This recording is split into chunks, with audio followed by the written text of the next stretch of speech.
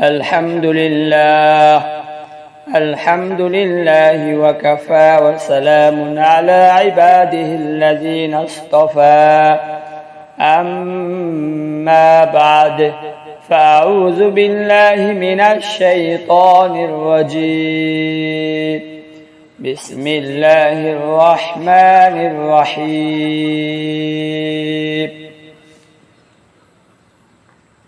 يوم لا ينفع مال ولا بنون وقال النبي صلى الله عليه وسلم الدنيا سجن المؤمن وجنة الكافر أو كما قال النبي عليه الصلاة والسلام صدق الله العظيم ما كان محمد أبا أحد من رجالكم ولكن رسول الله وخاتم النبيين وكان الله بكل شيء عليما إن الله وملائكته يصلون على النبي يا أيها الذين آمنوا صلوا عليه وسلموا تسليما اللهم صل على سيدنا مولانا محمد وعلى آل سيدنا مولانا محمد اللهم صل على سيدنا مولانا محمد وعلى آل سيدنا مولانا محمد بلغ العلا بكماله كشف الدجى بجماله حسنت جميع خصاله صلوا عليه وآله আল্লাহ পাক রব্বুল আলামিনের দরবারে অসংখ্য অগণিত শুকরিয়া যে মহান রব্বুল আলামিন আমাদের সকলকে দ্বীনের মজলিসে কোরআনের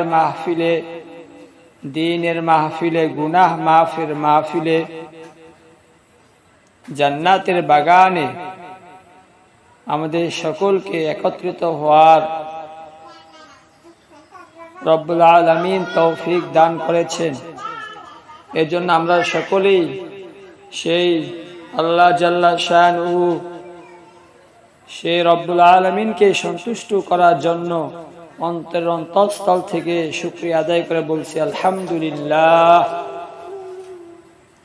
আল্লাহ তাআলা কোরআনের ভিতরে ইরশাদ করেন ইয়াউমা লা ইয়ানফাউ মালু ওয়ালা বানুন, যেদিন ধন সম্পদ ও সন্তান সন্ততি কোনো উপকারে আসবে না।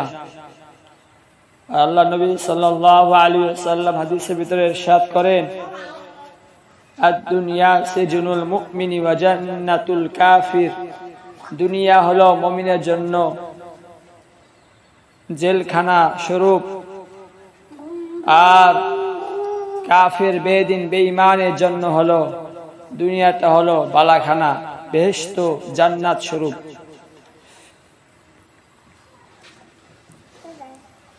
সম্মানিত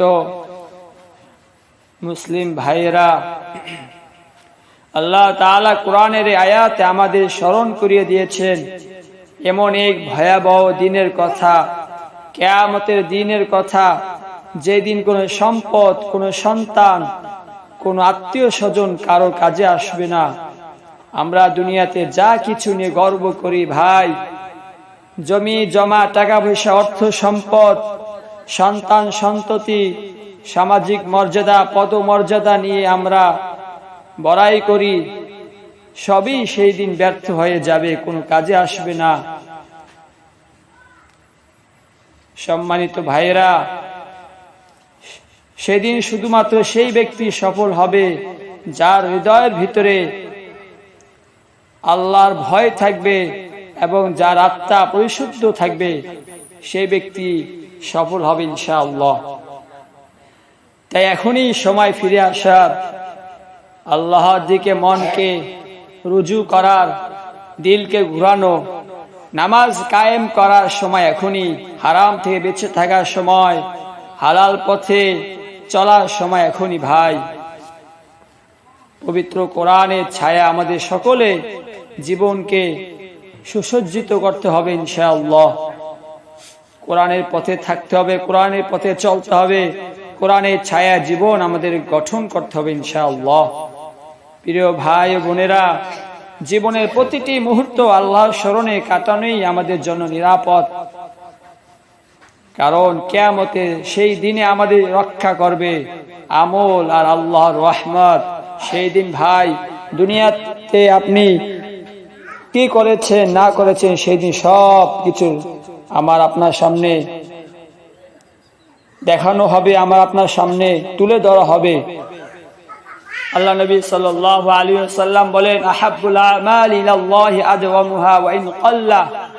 অল্প আমল করো, ভালো করো, আল্লাহ তাআলার কাছে ওই আমলটাই সর্বাধিক পছন্দনীয়, যাহা সব সময় করা হয়, ধারাবাহিক করা হয়, ওই আমলটাই যদিও তা অল্প হয়।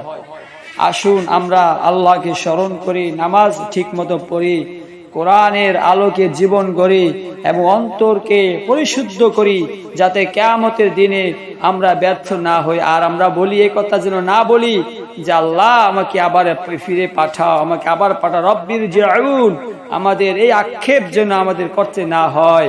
আমরা যেন এই মুখে এই কথা বলতে পারি, ইয়া আইয়াতুহান নাফসুল মুতমাইন্নাহ। আল্লাহ আমাদের সবাইকে সে পরিশুদ্ধ হৃদয়ের অধিকারী বানান।